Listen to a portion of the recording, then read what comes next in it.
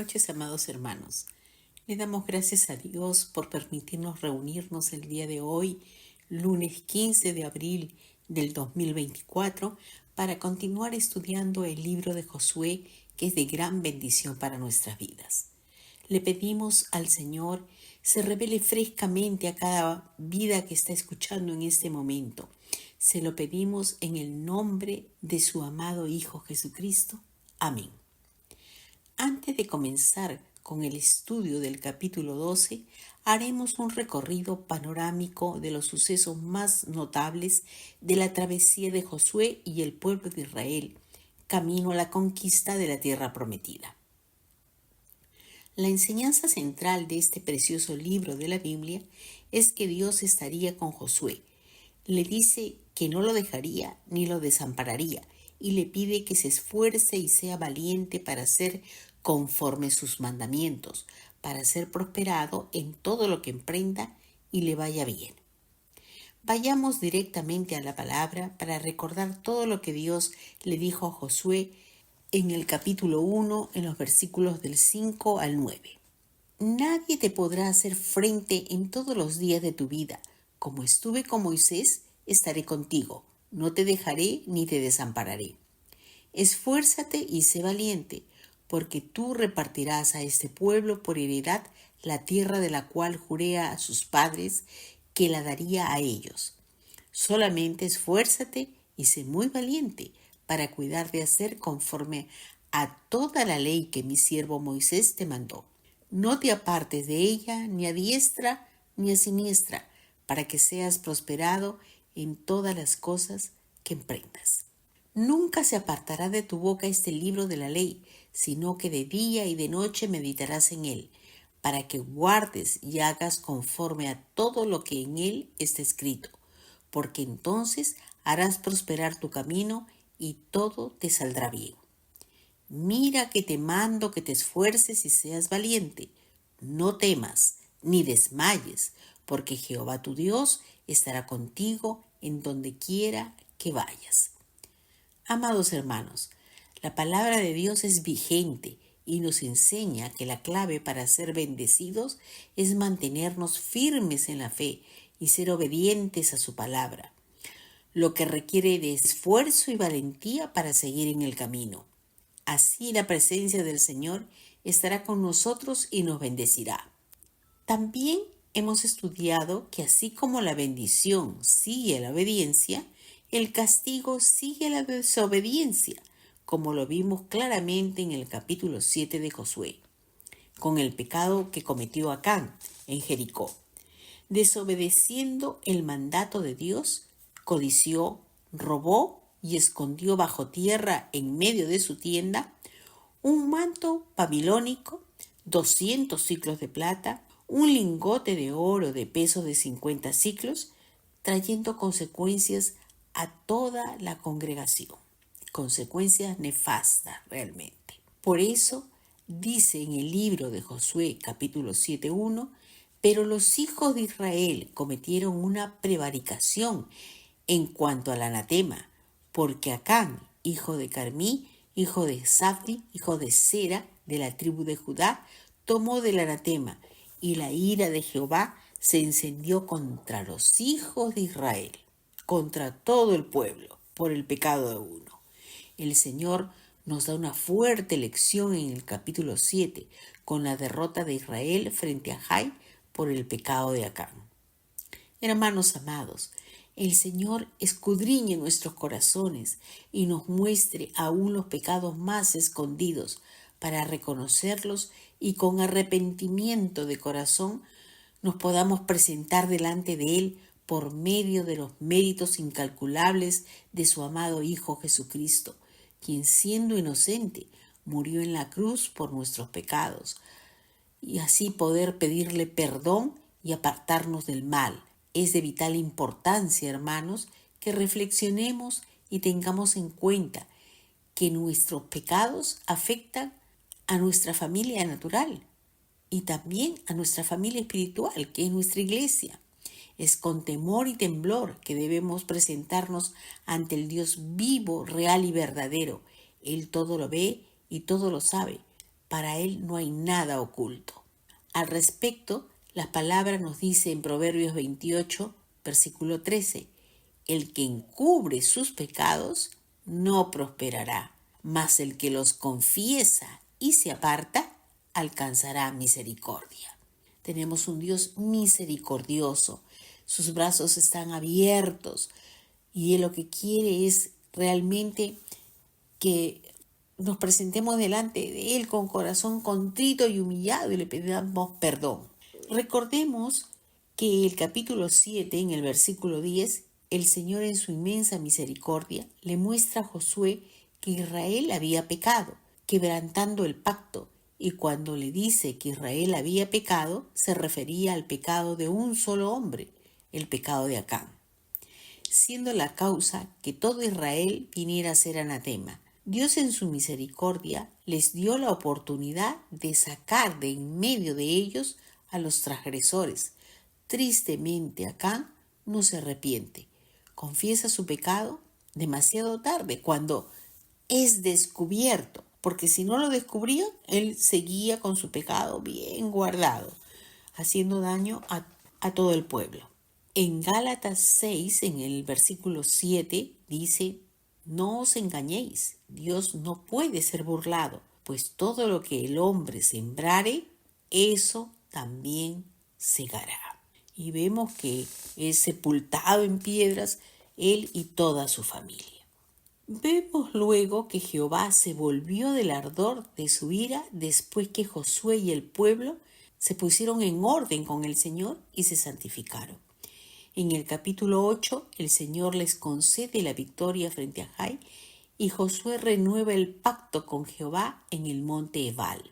Sin embargo, como la naturaleza humana es falible, somos débiles, en el capítulo 9, los gabaonitas, usando su astucia, se hicieron pasar por embajadores de tierras lejanas, que venían pacíficamente como siervos para hacer alianza. Y Josué les creyó, dejándose guiar por su entendimiento, viendo la apariencia física de los gabaonitas que se presentaron con ropas y zapatos viejos y con pan duro y mohoso, porque supuestamente llegaban de un largo viaje. Los sentimientos de Josué fueron movidos y sin consultar a Dios celebró alianza con ellos. Cuando Josué se dio cuenta del engaño, no pudo romper el pacto porque había hecho promesa delante de Dios, y si la rompía, podría suscitar que la ira de Dios cayera sobre Israel, por lo que tuvo que respetarles la vida, pero les negó la libertad convirtiéndolos en siervos. Avanzando al capítulo 10, ocurre aquí un milagro grandioso. El sol se detiene en Gabaón y la luna se para en el valle de Ajalón, hasta que obtienen la victoria sobre la confederación formada por el rey de Jerusalén con Hebrón, Jarmut, Laquis y Eglón. En Josué 10, versículo 14 dice la palabra, y no hubo día como aquel, ni antes ni después de él, habiendo atendido Jehová a la voz de un hombre, porque Jehová peleaba por Israel.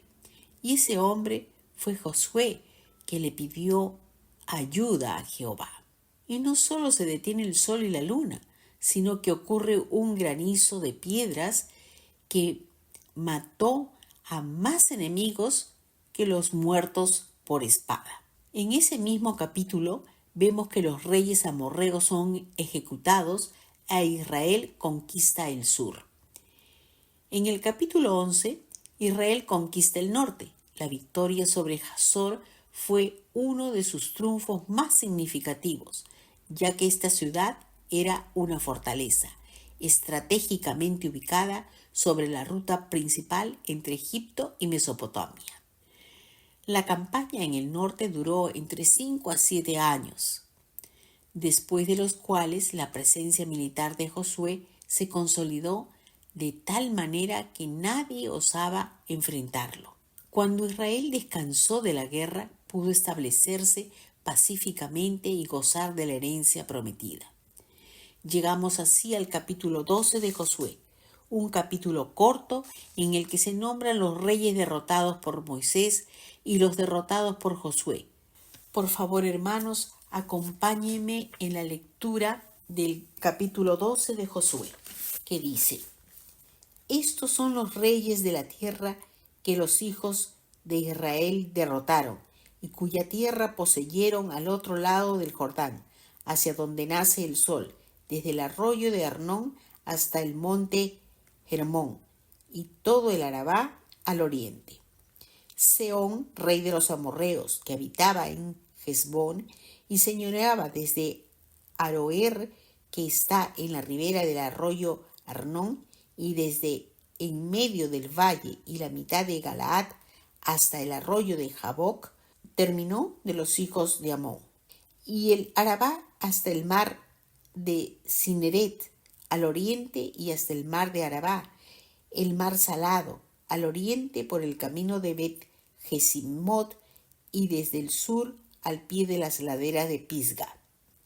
Y el territorio de Og, rey de Basán, que había quedado con los refaítas, el cual habitaba en Astarot y en Edrei, y dominaba en el monte Hermón, en Salca, en todo Basán hasta los límites de Jesur y de Maaca, y la mitad de Galaad, territorio de Sejón, rey de Hesbón. A estos derrotó Moisés, siervo de Jehová, y los hijos de Israel, y Moisés, siervo de Jehová, dio aquella tierra en posesión a los rubenitas, a los gaditas y a la media tribu de Manasés.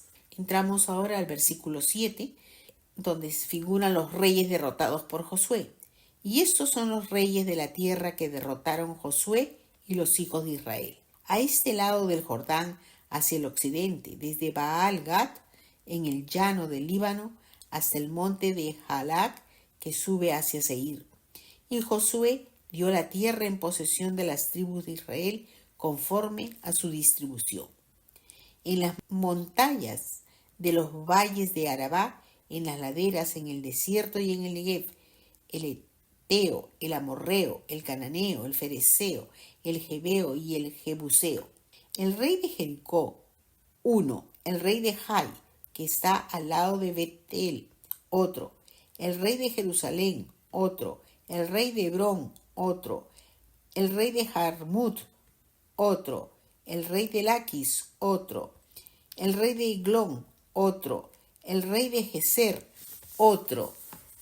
El rey de Debir, otro. El rey de Geder, otro. El rey de Orma, otro. El rey de Arad, otro. El rey de Birna, otro. El rey de Adulam, otro. El rey de Maceda, otro. El rey de Betel, otro. El rey de Tapúa, otro. El rey de Jefer, otro. El rey de Afec, otro. El rey de Sarón, otro.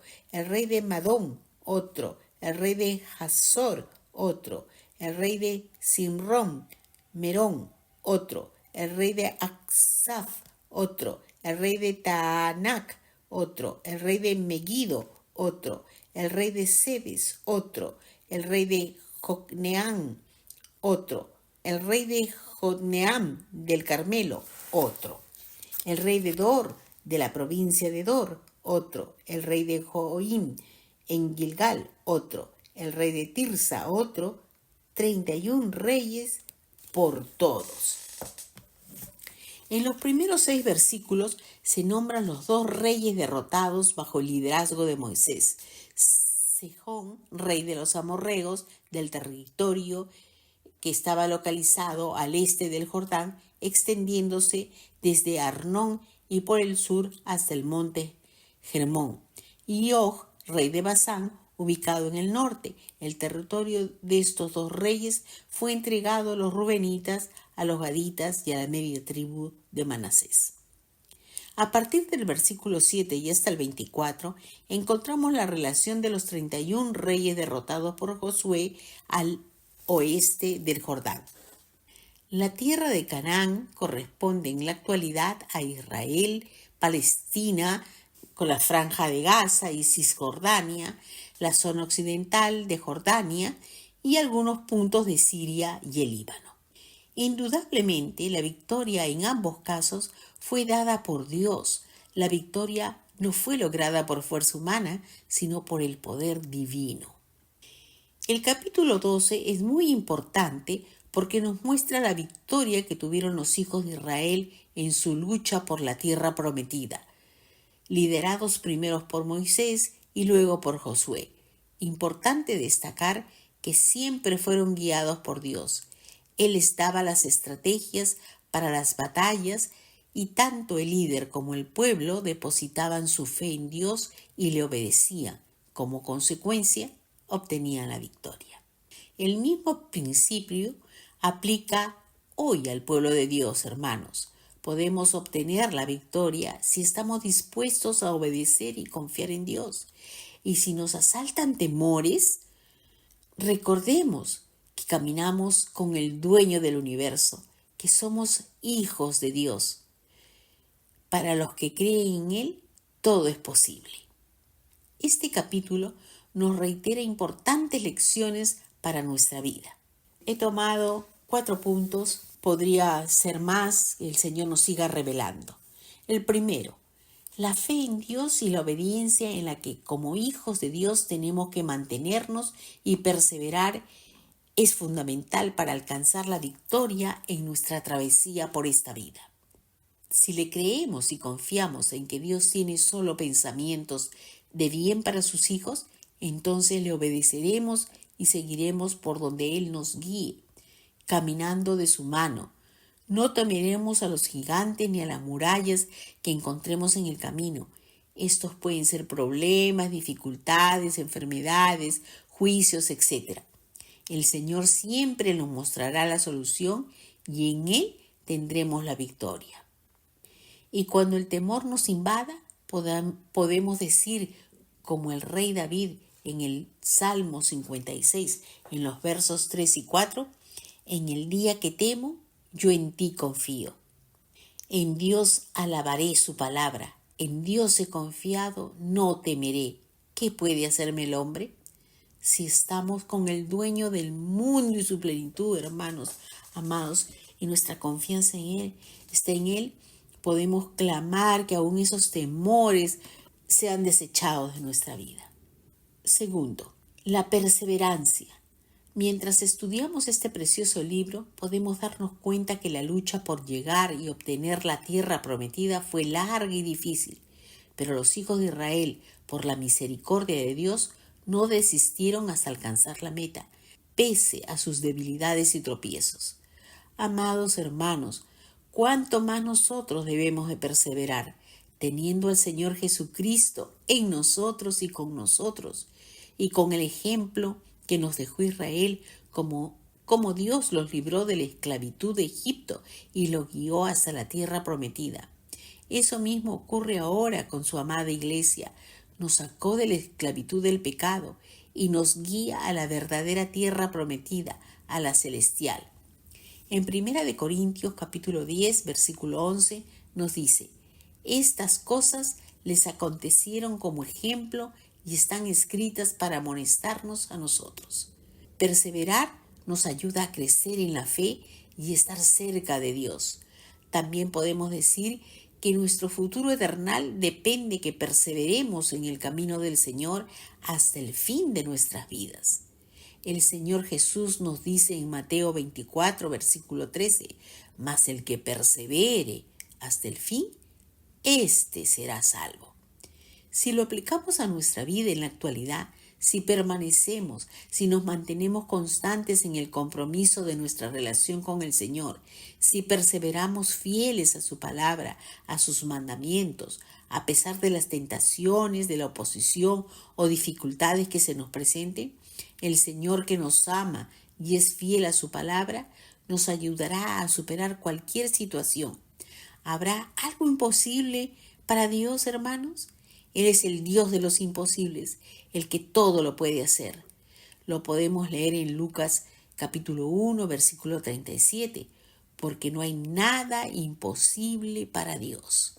Es una afirmación ante la cual nosotros le decimos amén y amén. De manera práctica nos podemos preguntar, ¿Cómo perseverar en el Señor cada día durante nuestra carrera de cristianos? Mencionaremos 4 puntos primordiales. A. Leyendo diariamente la Biblia, que es la palabra de Dios escrita y es nuestro alimento espiritual diario para nutrirnos, estar fuertes, creciendo en el conocimiento de Dios y su voluntad para nuestras vidas. B. Orando a tiempo y fuera de tiempo cada día, con un propósito e intención específica, con toda súplica y acción de gracias. En Efesios 6:18 dice: orando en todo tiempo, con toda oración y súplica en el Espíritu, y velando en ello con toda perseverancia y súplica por todos los santos.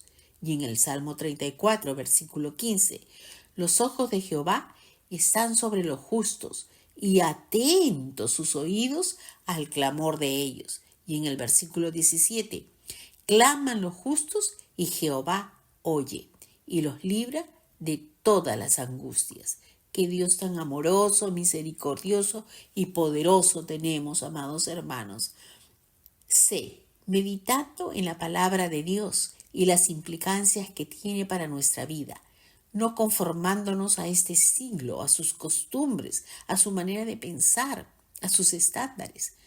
Como está escrito en la epístola a los Romanos capítulo 2, versículo 2, no os conforméis a este siglo, sino transformaos por medio de la renovación de vuestro entendimiento, para que comprobéis cuál sea la buena voluntad de Dios, agradable y perfecta. D.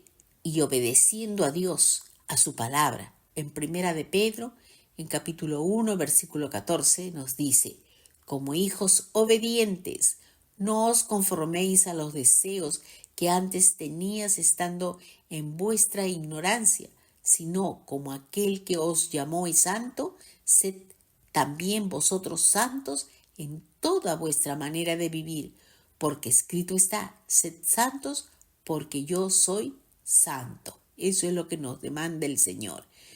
Y realmente para nosotros difícil, pero en Él nada imposible. Todo lo puedo en Cristo que me fortalece, dice la palabra de Dios.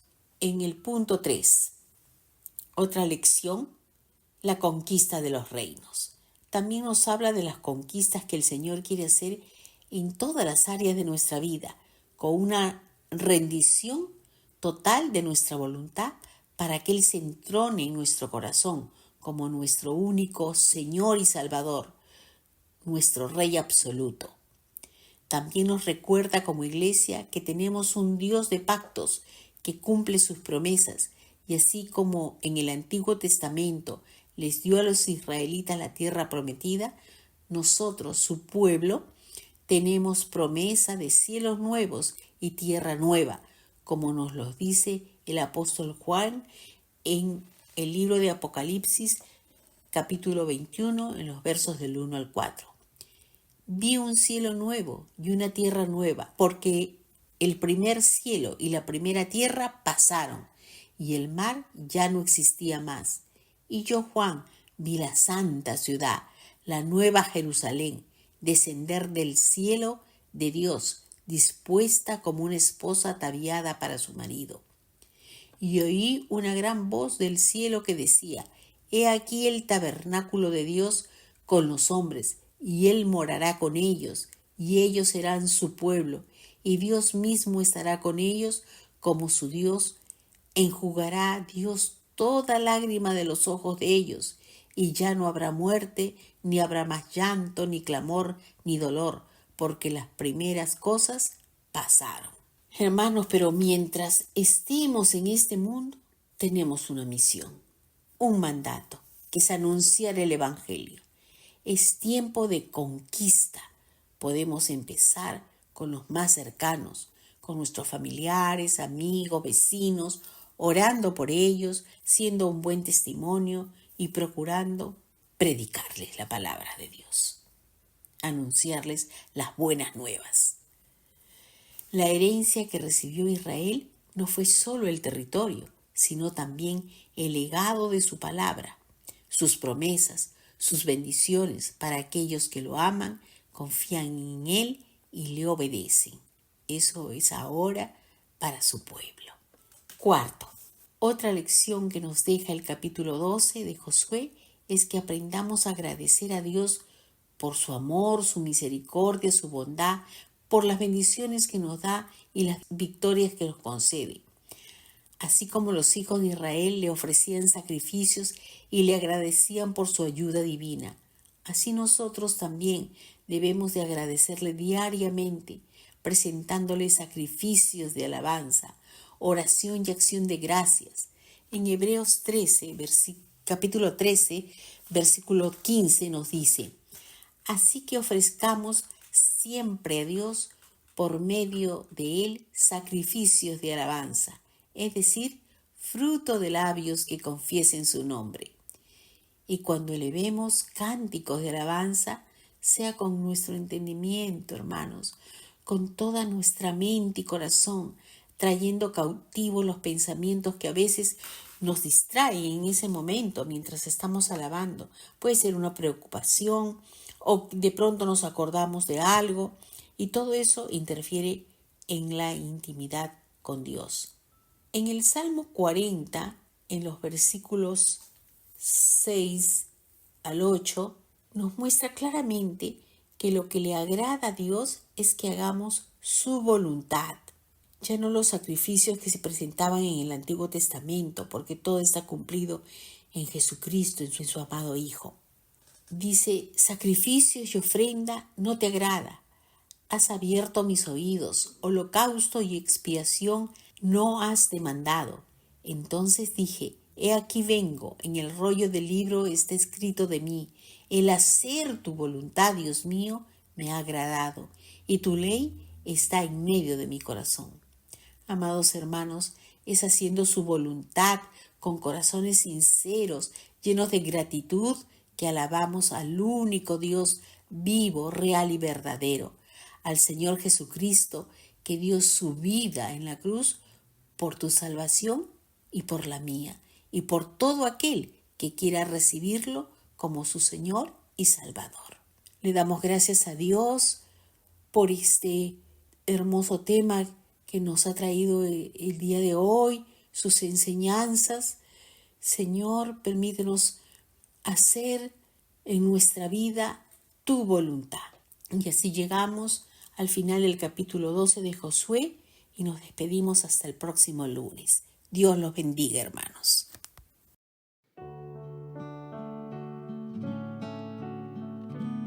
Reina en mí, soberano, reina en mí, reina en mí, soberano, reina en mí, reina en mí. Soberano, reina en mí,